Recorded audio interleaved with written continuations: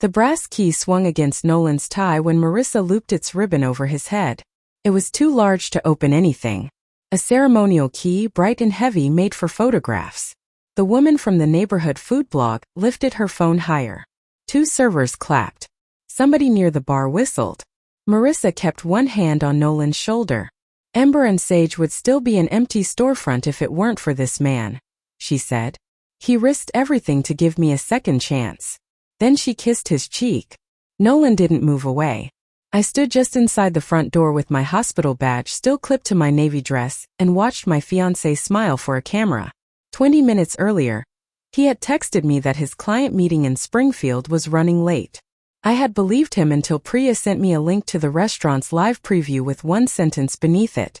Isn't that Nolan? The room smelled like rosemary, fresh paint, and the hot metal scent of a new kitchen running too hard. Staff moved around me with trays. One woman asked if I was with the press. Nolan saw me before I answered. His smile went loose at the edges. He handed the ribbon-cutting scissors to a man beside him and came toward me, not quickly enough to look guilty and not slowly enough to look calm. Claire. He glanced at the phone still pointed toward the front. What are you doing here? I came to ask you the same thing. Marissa joined us. She wore a cream chef's jacket with her name stitched in dark green over the pocket. I had met her twice. Both times, Nolan had described her as an old friend whose restaurant equipment order he was helping straighten out. You made it, she said. There was a pause before she smiled. Nolan wasn't sure you could get away from work. Nolan told me he was in Springfield. His hand closed around my elbow. Not hard but with direction. Can we talk in the back? I pulled my arm free. How much? Not here. How much money did you give her? One of the servers looked down at the tray in her hands. The food blogger turned her phone toward the bar, though I could still see us reflected in the black screen of the front window. Nolan lowered his voice. Please don't make tonight about us. I stared at him. Our wedding money is about us. Marissa's expression changed. Not surprise exactly. More like someone discovering that a conversation had started 2 pages earlier than planned. Nolan said you'd understand once you saw what the money built. That sentence steadied me for about 3 seconds. Then my fingers began to shake. Behind her, a framed sign stood on a table crowded with menus and small candles. Ember and Sage. Founding partners. Marissa Vale and Nolan Pierce. My fiancé's name was printed beneath hers in gold. There was a blue folder beside the sign. The corners were softened from use, and a strip of gold tape crossed the front. In my own handwriting in black marker were the words October 12th. Our wedding budget folder. I stepped around Marissa and picked it up. Claire. Nolan followed me. Put that down. The first pages were restaurant invoices, kitchen equipment, upholstery, lighting, a lease deposit. Names I recognized because Nolan had entered them in our shared budget spreadsheet as wedding vendors. Hearth Events, Sage Rentals, Park Row Design. On the last page, a payment authorization was clipped to a liquor distributor's invoice. $12,400. Scheduled funding source. The last 4 digits of our wedding savings account. Submission time 6 p.m. My phone camera wouldn't focus. I took one picture, looked at it and saw nothing but glare. I wiped my thumb on my dress and took 4 more. You used the wedding account for this. Nolan put himself between me and the dining room. It's a short-term investment. Where's the agreement? We don't have time to do this right now. Where is it? Marissa folded her arms. The opening is in 90 minutes. Then one of you should be able to answer quickly. Nolan let out the breath he used when I had, in his opinion, made a simple problem difficult. I knew that breath. I had heard it over seating charts, insurance forms, and the first wedding postponement. A wedding is one day, Claire. This place is her whole future. The key on his chest flashed under the pendant lights. I looked at my watch. 4:31. Our bank closed at 5. I pulled off my engagement ring. It caught at the knuckle because my hands had started to swell in the heat. Nolan reached for me and I stepped back. Don't do that here, he said. You mean where people can see? I put the ring inside the blue folder, closed it, and tucked the folder under my arm. That belongs to the restaurant, Marissa said. No, it doesn't. I left before either of them could decide whether to stop me. In the parking lot, I dropped my keys between the driver's seat and the console. I had to kneel on the pavement in my work dress and reach under the seat while my phone rang. Nolan. Then Nolan again. On the third call, I turned the phone face down and drove. At the first red light, I opened the banking app. The balance in the account labeled October 12th was $21,620.14. For a moment, I thought I had opened the wrong account. We had saved $86,400. I pulled into the lot of a closed pharmacy and checked again. The transaction list went back 5 months. There were charges to Hearth Events, Sage Rentals, and Park Row Design, each one placed beside a note in Nolan's spreadsheet. Linens, furniture rental, ceremony lighting. They hadn't been for our ceremony. They were the chairs I had just seen under Ember and Sage's windows. The green velvet banquette. The brass lights above the bar. I called the bank while I drove the remaining 6 blocks. The automated voice asked me to describe the problem. My fiancé stole. I stopped. Nolan was an owner on the account. I knew that. We had signed the forms together. Joint account dispute, I said instead. The bank's glass doors were locked when I reached them. A woman inside pointed at the hours posted beside the entrance. The clock on my dashboard said 4:49. I banged on the glass harder than I meant to. The woman hesitated, then came over. We're closed. It's not 5. I held my phone up as if its clock had legal force. Please. I need to stop a transfer from a joint account. She looked past me at the empty lot, then unlocked one door. You have ID? I reached for my wallet and found the pocket empty. I had left it in the side pouch of my work bag, which was still in the car. I laughed once, an ugly little sound, and ran back for it. The bank manager's name was Elena Vargas. She brought me into an office while the teller counted her drawer outside. I spread the blue folder across Elena's desk and tried to explain without making Nolan sound more legally powerless than he was. He moved $64,000 without telling me. Is Mr. Pierce a joint owner? Yes. Then I need to be clear. His transactions aren't automatically unauthorized just because you didn't agree with them. So he can empty it? Under this account agreement, either owner can transact. Either owner can also ask us to restrict or close the account. A restriction is not a finding that anyone committed fraud. It blocks both owners while the dispute is resolved. Do it. You won't have access either. I understand. I didn't, not completely. I had automatic payments scheduled for the venue and photographer. I had spent 3 years treating that account as a locked room with one purpose. Now I was asking a stranger to make it an actual locked room with me outside too. Elena turned her monitor slightly away and typed. You also mentioned a transfer. I showed her the $12,400 authorization. She checked the routing information and called another department. The call took 11 minutes. I sat with my hands beneath my thighs because I couldn't stop them moving. Nolan called 7 more times. Once Marissa called from a number I didn't have saved. Elena hung up. The payment instruction hasn't entered processing. We can place a stop on it. Anything already completed will require a separate review or a civil resolution between the owners. I'm not asking you to pretend the old charges didn't happen. Good, because I can't do that. She pushed 2 pages toward me. Read the highlighted sections before you sign. I read the first paragraph 3 times. The words account restriction and joint ownership kept trading places in my head. 4:58 I signed. My phone buzzed before Elena had finished making a copy. The banking app no longer showed an available balance. A gray banner ran across the top. Account restricted. Contact us for assistance. 3 years earlier, Nolan and I had opened that account with $1,500 after dinner at a diner near my apartment. He had written October 12th, our beginning on the deposit envelope, even though the wedding was 2 years away. I had saved the envelope in the blue folder.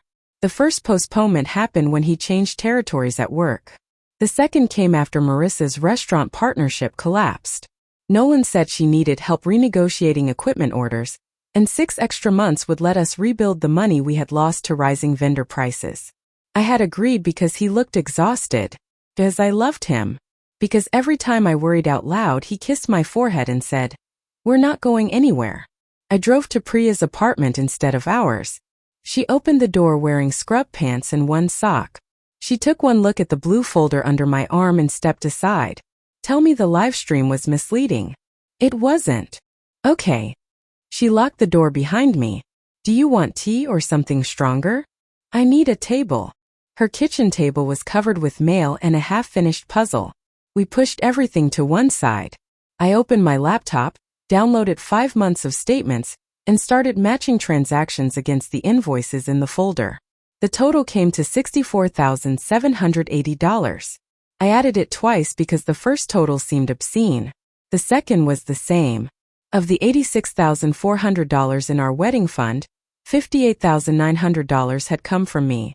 I knew the exact number because I had built it one transfer at a time. Annual bonuses, weekend supervisor shifts, tax refunds, the money I had set aside for a part-time master's program in healthcare administration. Nolan had contributed $27,500 while paying down his student loans. I had never resented the difference.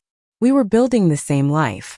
At 6:12, my phone lit up with a bank alert for a declined debit transaction. $3,860. Merchant. Lumina Event Production.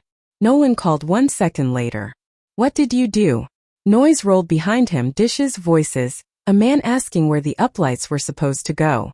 I restricted the account. You can't just freeze my money. Our money. The money you spent. The lighting company is standing here. The liquor delivery got stopped. We have a full dining room in 40 minutes. I looked at the spreadsheet on Priya's table. Then used the restaurant's account. Silence, but not the dramatic kind. He covered the phone and argued with someone. I heard Marissa say, "Ask her when she'll release it." "Claire, listen to me," he said. "We're going to make this back. Marissa already has reservations booked through next month. How much of the restaurant do we own?" "That's not." "What percentage?" "We haven't finalized the paperwork." "You spent $64,780 before finalizing the paperwork? Don't reduce this to a number." I almost laughed. "You reduced our wedding to an available balance."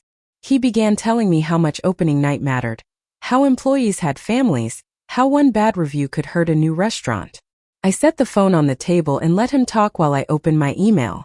There were 11 messages from our wedding venue. The newest subject line read "Final balance, 48-hour notice." I opened it. Our remaining venue balance was due in 2 days. If it wasn't paid, the contract allowed the venue to release October 12th to another couple. For 2 weeks, Nolan had told me the venue's billing system was delayed. "Did you know the venue hasn't been paid?" I asked. He stopped talking. "I was handling it." "With what money?" "Once we get through tonight, I'll move things around." "There is nothing to move."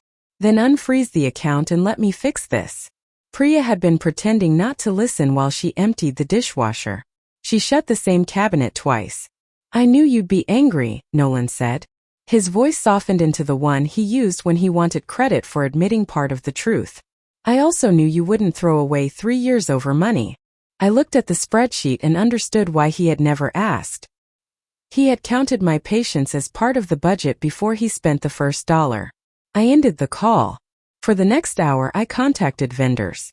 The florist could return half our deposit. The photographer could return a third if she rebooked the date. The band kept everything. The venue coordinator, a woman named Beth who had answered my emails for 18 months, called instead of replying. "Claire, are you certain?" I said yes. Then I said, "Wait." Priya looked up. I pressed my fingers against my eyelids. All I could see was the ballroom plan I had memorized. 12 tables, the long windows facing west, my father practicing his toast on our porch even though the wedding was still almost 3 months away. "I'm sorry," I told Beth. "I need 1 minute." I muted the call and went into Priya's bathroom. I made it as far as the bath mat. I sat on the floor with my back against the tub and cried so hard my ribs hurt.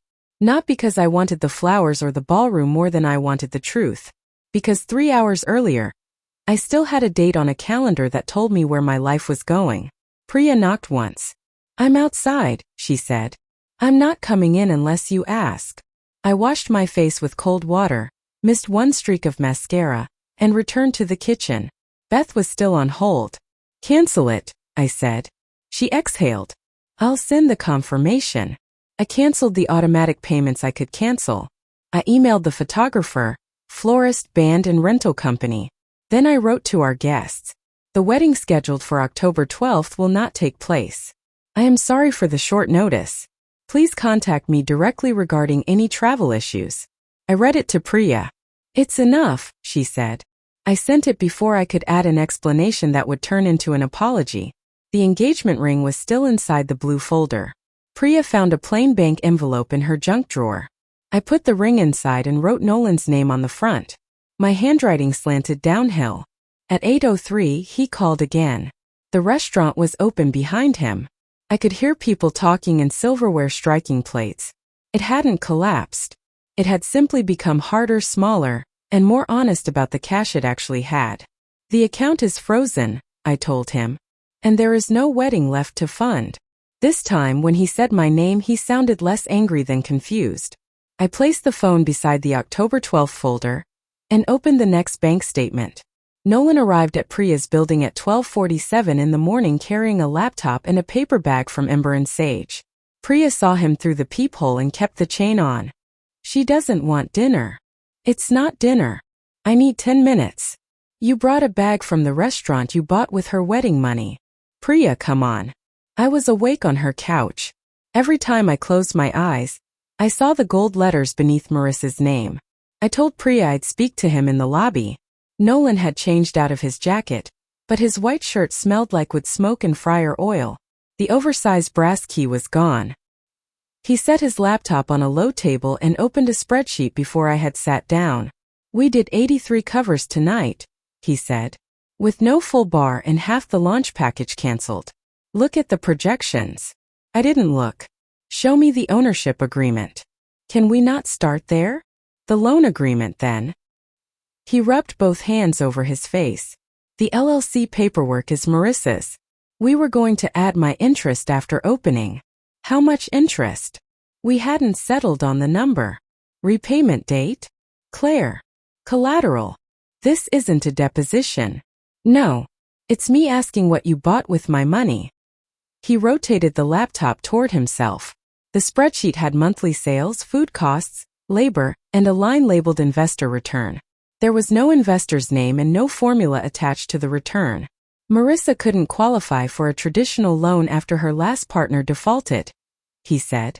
The equipment was already ordered. If she walked away, she lost the lease and everything she'd put in. So she had a bad investment. She had no way to finish. That wasn't my emergency. It was temporary. You spent it over 5 months. He looked toward the elevators. I was going to replace it before the final wedding payments. With what? The restaurant would start generating revenue. A restaurant you don't own. The elevator opened behind him. A man walked out carrying a terrier and stared at us until the dog pulled him toward the door. Nolan waited for them to leave. If you release the account tomorrow, we can cover the liquor order and the first payroll. Then I'll get the paperwork signed. You told me the 12/4 was payroll. Part of it supports operations. What does that mean? It means there are 18 people counting on this place. I stood. You should have thought of them before you built their jobs on a wedding account. He caught the paper bag before it slid off his lap. You canceled the venue, he said. Your email went out while we were serving dinner. Yes. My mother called me in the kitchen. I'm sorry your mother had bad timing. This is what I mean. You're making permanent decisions while you're furious. You made permanent decisions while I was choosing table linens. He started to answer, then stopped. For a second, I saw something close to fear. It vanished when his phone rang. Marissa's name appeared on the screen. He silenced it. Tomorrow, he said. We'll go to the bank together. No. Just sleep. He said it as though sleep were the missing witness who would take his side. I went upstairs. The paper bag stayed with him in the lobby. By noon the next day, the wedding had started coming apart in dollars. The band kept its $2,500 deposit. The venue charged a $4,800 cancellation fee. The calligrapher had already ordered paper. The florist returned half. The photographer said she would refund more if she rebooked October 12th. The total I couldn't recover was $8,700. My father called from Arizona and asked if he should cancel his flight. He didn't ask why until I said yes. Did he hit you? He asked. No. Are you safe? I'm at Priya's. He was quiet for a few seconds. Then I'll cancel the flight. We can talk when you can talk. My Aunt Leslie was less careful. She had bought non-refundable tickets for herself and my grandmother. People have disagreements about money, she said. Could you postpone instead of blowing up the whole thing? We already postponed twice. That isn't what I asked. I told her I would cover the change fee if the airline wouldn't help. She said that wasn't the point. I didn't ask what the point was. Donna Pierce called 6 times and left 4 messages. In the first, she asked me to call Nolan. In the second, she said I was punishing Marissa for having a dream. By the fourth, she had found the number 18. Those employees didn't touch your wedding fund, she said. If they lose their jobs, that is on you too. I saved the messages. Beth asked me to collect the seating cards and the framed welcome sign we had delivered to the venue for a mock table setup. Priya offered to go, but I told her I could manage a cardboard box. The ballroom was being reset for a retirement dinner. Half the tables were bare. The other half had navy cloths and centerpieces made from golf balls. A maintenance cart blocked the aisle where I had planned to walk with my father. Beth brought the box from her office. The top card read Table 1 in the calligrapher's careful script. I can hold the date until tomorrow morning, she said. Only if you want me to. I put the card back and folded the box flaps over each other. My first thought was not that I wanted Nolan. It was that canceling meant calling my grandmother, returning gifts, answering questions at work, and starting every plan again at 34. Keeping the date would be easier in 100 small ways. I could postpone. I could leave the account restricted and let Nolan prove the money would come back.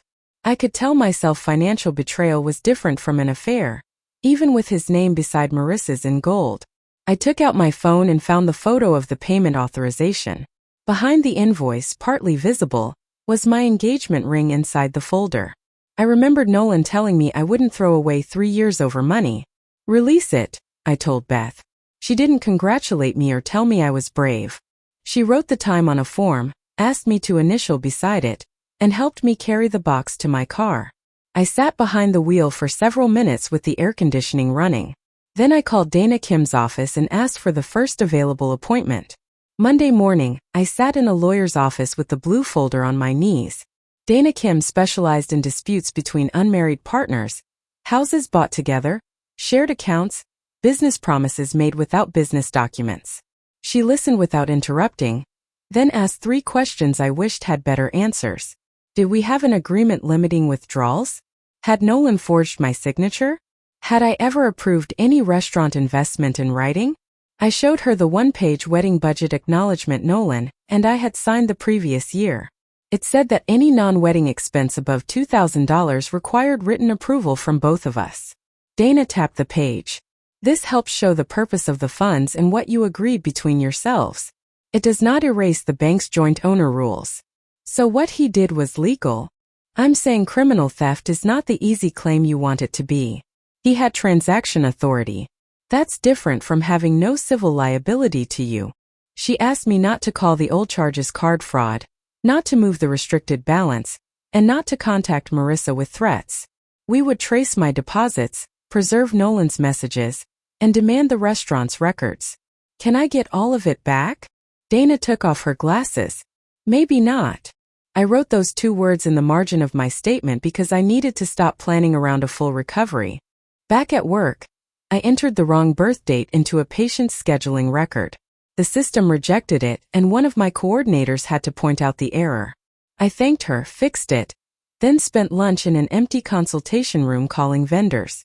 2 bridesmaids supported me without asking for details. One said she needed time to process. Nolan's college roommate wrote that he hoped we could work it out privately. My cousin asked if the cancellation email was some kind of scam. Nobody formed a clean team. On Tuesday, Owen asked to meet at a coffee shop near the hospital. He arrived 15 minutes late and spent another 5 stirring a coffee he didn't drink. Nolan was trying to help, he said. Did you know he used the account? Not the amount. Did you know any amount? He looked out the window. I knew he put money into equipment. And you didn't ask whose money? I assumed you two talked. You assumed that after he told you not to mention it to me? His spoon stopped moving. That was my answer. Owen said he didn't want to get between us. He said Nolan had been happier since working on the restaurant. He said Marissa brought out an ambitious side of him. I left before he found another way to make silence sound neutral. The message from Callie Ross came that afternoon. Hello, Claire. I'm doing the books for Ember and Sage. I was told you approved the investment. I think we need to speak. Dana told me to ask for records and avoid giving Callie instructions about what to do with the restaurant's accounts. Callie agreed to meet us in Dana's conference room the next morning. She brought a laptop, a flash drive, and a paper notebook stained with coffee at one corner. I work 20 hours a week, she said. I'm not a CPA. I enter invoices, reconcile the operating account, and flag things for Marissa. Who told you I approved the money? Nolan. He said you preferred not to be on the LLC until after the wedding because of taxes. Dana looked at me. I shook my head. Callie opened the ledger. The first transfer had been made 5 months earlier. $18,500 for the lease deposit and first month's rent. Then $24,000 for kitchen equipment. Smaller charges followed. Why are the vendor names different on my statement? I asked. Callie pressed her lips together. Nolan asked 2 vendors to use their parent company billing names. He said you were planning a surprise rehearsal dinner here and didn't want restaurant charges giving it away. Even after everything, that detail embarrassed me. I had pictured our rehearsal dinner at Ember and Sage. Nolan had suggested it 2 months earlier, as if offering me access to something I had already purchased. Callie scrolled lower. There's another issue.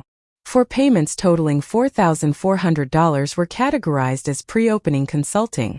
2 had gone to Marissa's credit card. 1 covered rent on her apartment. 1 paid an old utility balance. She said clearing the personal debt was necessary for the lease application, Callie said. I asked for documentation. She told me Nolan approved it. The stop $12,400 payment wasn't payroll either. It covered a premium liquor order, local media promotion, rented lighting, and a private opening reception. My phone vibrated on the table. The message came from a server named Jessa whom I had never met. I know this isn't my business, but we were told payroll may be delayed because you froze the money. I have rent Friday. Can you please work something out? I read it twice. For the next hour, I barely heard Dana and Callie. I pictured 18 people looking at empty accounts because I had decided to stop a payment. By the time I reached my car, I had the bank's number open. Priya answered on the second ring when I called her instead. I think I have to release enough for payroll. Is payroll coming from your wedding account? Nolan says. No.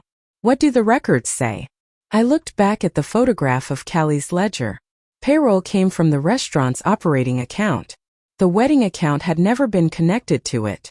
Nolan had used employees to describe every shortage because employees were harder to say no to than imported gin. I wrote Jessa back. The restricted account is a personal wedding account and has never funded restaurant payroll. Please ask Marissa or the restaurant's payroll provider for the actual status of your wages. Jessa replied with a single word. Oh, I did not call the bank. That night, Owen sent me 11 screenshots. The first came from a Pierce family group chat. 2 months earlier, Donna had asked whether I knew how much time Nolan was spending at the restaurant. Nolan. Claire will be furious, but she won't walk away this close to the wedding. Owen had replied with a thumbs up. The private messages were worse. Nolan had sent screenshots from his conversation with Marissa to Owen after an argument. Claire wants one perfect day. I'm trying to build something that actually lasts. Marissa. Don't make promises tonight because you're mad at her. Nolan. I'm not mad. I'm tired of asking permission to matter. And later, after the opening, we'll finally decide what this is between us. Marissa had replied. You know what I want it to be. I carried the phone into Priya's bathroom and sat on the closed toilet lid. I didn't cry. I read the messages until the screen dimmed, then sent them to Dana. Nolan came to our apartment the next evening while I was packing my work clothes. He had been sleeping in the restaurant office. There was a raw patch along his jaw where he had shaved too quickly. I can sell my car. he said before I had zipped the suitcase. That's 10, maybe 12. Marissa will sign a note for the rest. She should have signed one before she got the money. I know. My hand stopped over the suitcase. He had not said that once since opening night. He saw it and stepped closer. We don't need the big wedding. We can do the courthouse, have dinner with our parents, save again. I'll go to counseling. Whatever you need. And the account? Open it for 30 days. Just long enough to stabilize the restaurant. There was his condition tucked into the apology. No. Claire, if it fails now, none of us get repaid. You don't own it. I'm fixing that. You keep fixing paperwork after you spend money. His phone rang. Marissa. This time he answered. Not now, he said.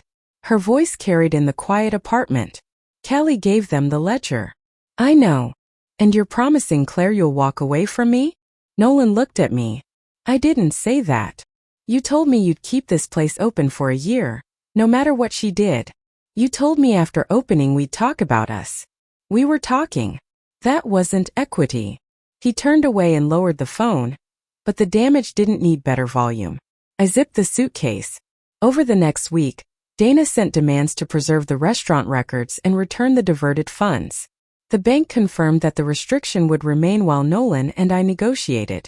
Ember and Sage stayed open, but the liquor distributor switched it to cash on delivery, and a produce vendor reduced its terms. It was a cash flow problem, not an instant collapse. Marissa found another investor, a woman who owned 2 neighborhood cafes. According to Callie, the investor wanted control, complete financial disclosure, and Nolan's name removed from the founding materials before she put in $1. On Friday afternoon, Beth from the wedding venue emailed me. We have rebooked October 12th. Under your cancellation, the date is no longer available for reinstatement. Nolan called 10 minutes later. He didn't tell me to calm down. He didn't mention the employees.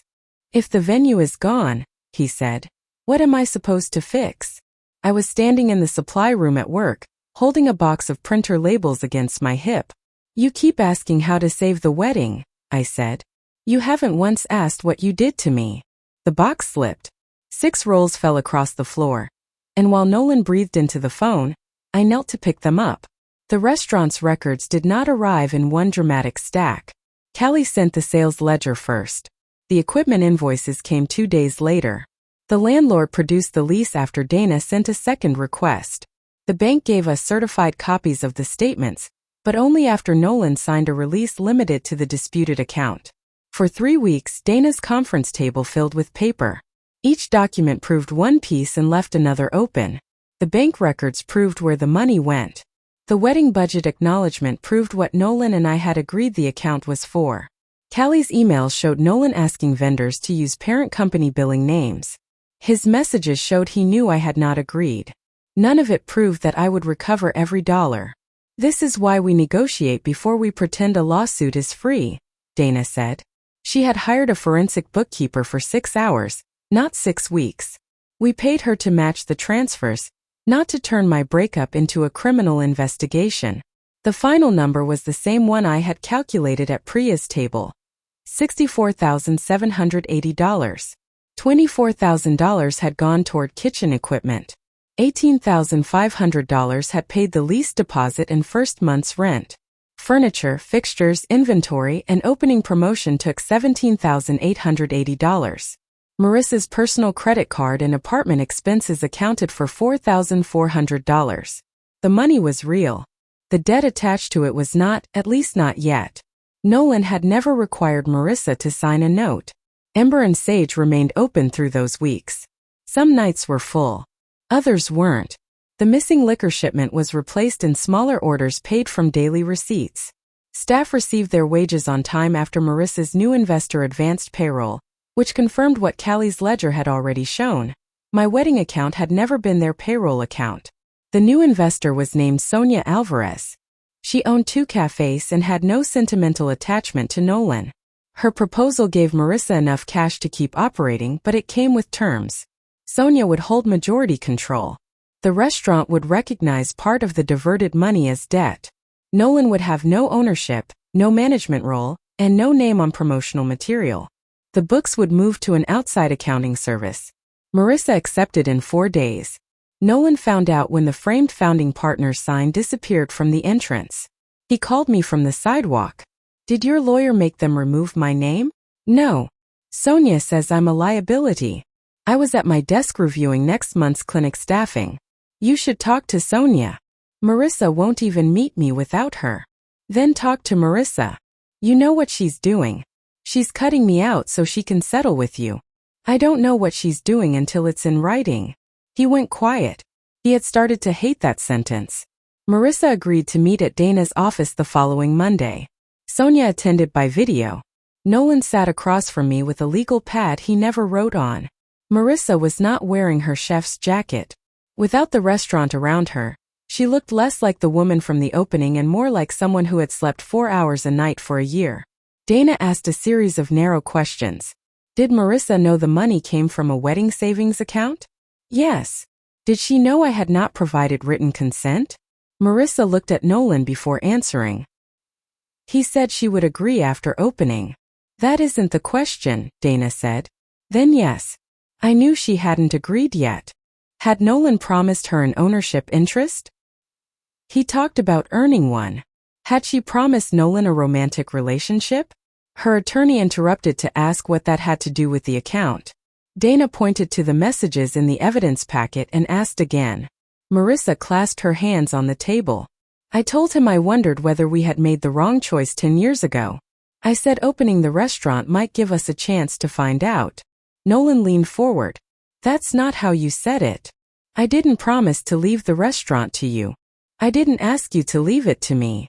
You asked for a percentage after the money was already spent. Because you said we were building it together. Sonia muted herself on the screen. Marissa's attorney asked for a break. I stayed seated while everyone else stood. Nolan looked at me as if the argument had somehow placed us back on the same side. It hadn't. When the meeting resumed, Marissa asked to speak to me in the smaller conference room with both lawyers present. I knew you didn't approve, she said. Nolan kept saying you'd forgive him because the wedding mattered too much to you. And that was enough? At the time, I told myself it was his account too. You also told yourself my money could pay your rent. She pressed her thumb against a faint burn mark on her wrist. I was behind. If I didn't clear it, the landlord wasn't going to approve the assignment. I planned to repay it. You planned a lot of things after you had the money. Her mouth tightened. I like that he chose me. I'm not going to lie about that now. But the restaurant was the thing I wanted. Nolan kept making it into something else. You let him. Yes. It wasn't an apology I could use, but it was an answer. I didn't ask whether they had slept together. By then, the distinction felt designed to keep me in a competition I had already left. Nolan had lied to me for 5 months, used our money, and promised Marissa a decision about their future. I didn't need a hotel receipt to make that more complete. The negotiations took another month. Their first offer depended on the restaurant becoming profitable. Ember and Sage would pay me $1,000 a month beginning after its first profitable quarter, with no outside deadline. Nolan offered $5,000 as soon as commissions came in. Dana read it, circled 3 phrases and pushed it back across the table. This is another projection, she said. Claire has already financed one projection. Nolan accused her of trying to force the restaurant under. Marissa's attorney said an aggressive repayment schedule could do exactly that. Dana reminded them that no one had asked Claire whether she wanted to finance a restaurant in the first place. I listened until they began arguing about the value of the kitchen equipment. Then I asked how much a lawsuit would cost me. Dana did not dodge. Filing fees were the smallest part. Discovery could take months. Depositions, experts, and motions would eat time and money. A judgment would still have to be collected. The written wedding agreement helped me, but Nolan's joint ownership gave him an argument I could not wish away. If you want to sue, I'll do the work, she said after the others left.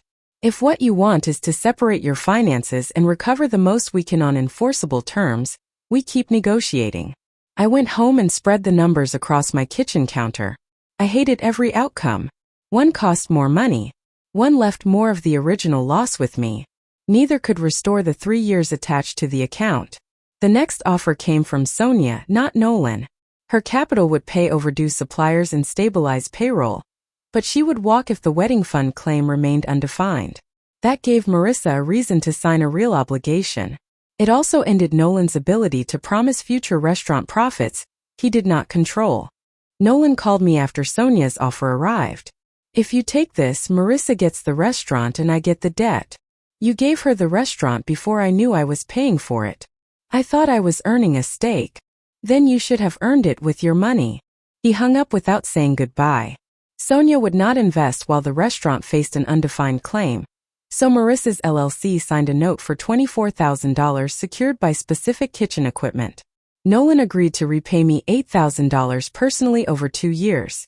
He gave up any claim to the remaining $21,620 in the restricted account and to refunds from wedding contracts in my name. After the remaining balance, the restaurant note, and Nolan's obligation, I was still short $5,280 from what I had contributed to the wedding fund. Add the $8,700 in cancellation losses, and leaving cost me $13,980. Dana wrote the number on a yellow pad. You understand this settles the account dispute? I did. There were arguments I might have won after a year of filings and attorney bills. There were also arguments Nolan could make about being a joint owner. The settlement gave me enforceable payments, closed the account, and ended the part where our financial lives remained attached. I'll sign, I said. Nolan asked for another day. Dana gave him until noon. He signed at 11:42. At the bank, Elena brought the final paperwork into the same office where I had requested the restriction. Nolan sat beside me this time, his chair angled away. The account had earned $18.63 in interest while it was frozen. Elena asked how the amount should be handled. Nolan stared at the floor. Give it to Claire. The settlement addresses the full balance, Dana said. It goes with the account. Elena closed the account and cut both debit cards through the chip. Mine made a sharp plastic crack. She slid the pieces into a small disposal bin beneath her desk. Nolan flinched at the sound. Outside the bank, he stood beside my car. Marissa used me. I unlocked the door but didn't open it. She did. He looked almost relieved that I had agreed. You did too, I said. His shoulders dropped. I got into the car. Donna's apology arrived in the mail because I had stopped answering her calls. It was 3 pages long. She wrote that Nolan had shown her only the restaurant projections, not the bank statements. She said she was ashamed of blaming me for the employees' jobs. I read the letter once and filed it with the settlement documents. I did not write back. Owen came to Priya's apartment to collect 2 boxes of Nolan's things I had packed from our place. We had ended the lease early and split the fee. Nolan moved into a furnished apartment near his work. I found a smaller place 10 minutes from the hospital. Owen carried the first box to his car, then returned for the second. I should have told you, he said. Yes. I thought if I stayed out of it, you two would handle it. You sent a thumbs up when he said I wouldn't leave. His face reddened. I didn't mean I agreed. It told him you did. He gripped the cutout handle in the box. The screenshots helped though. They did. Thank you for sending them. He waited for the rest. You chose the truth after the lies started hurting your brother, I said. That doesn't make us okay. Owen nodded once and took the box downstairs. Callie kept her job under Sonia's management. She emailed me when the first restaurant payment cleared, then added one personal line beneath the receipt. We have separate operating, payroll, and tax accounts now. I should have asked more questions sooner. I replied, thank you for helping when you did. Priya helped me sort the last wedding items on a Sunday afternoon. We returned unopened glassware, donated the fabric napkins, and gave the extra invitation envelopes to a teacher she knew. She did not call it closure.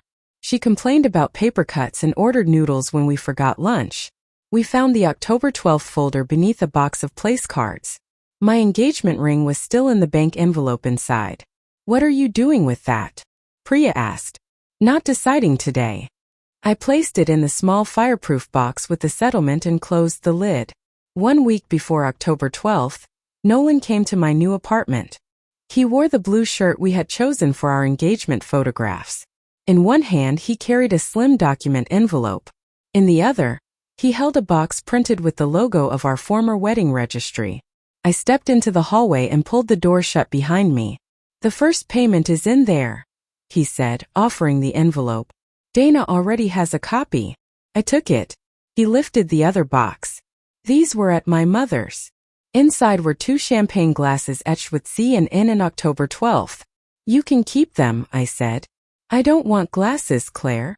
His voice broke on my name. He set the box on the hallway carpet and pressed the heels of his hands into his eyes. "I don't know what I was doing. You knew enough to hide the statements." I liked being the person she called. Every problem had an answer when it was equipment or a delivery date. She needed me and he dropped his hands. "I thought you were the part of my life that couldn't move." I had imagined this version of him during the first week at Prius. Frightened, honest, finished blaming me. Hearing it did not repair what I thought it would. "I'll keep paying," he said. "I'll do counseling. We don't need another big wedding. We could start over. No date, no pressure." "You still think the ceremony was the pressure?" "I think I failed you. You decided for months that I didn't deserve the truth." He looked at the box between us. "Is there anything I can do?" "Make the payments. Go to counseling if you need it. Don't do either one because you think it buys me back. I love you." I believed he felt something real when he said it.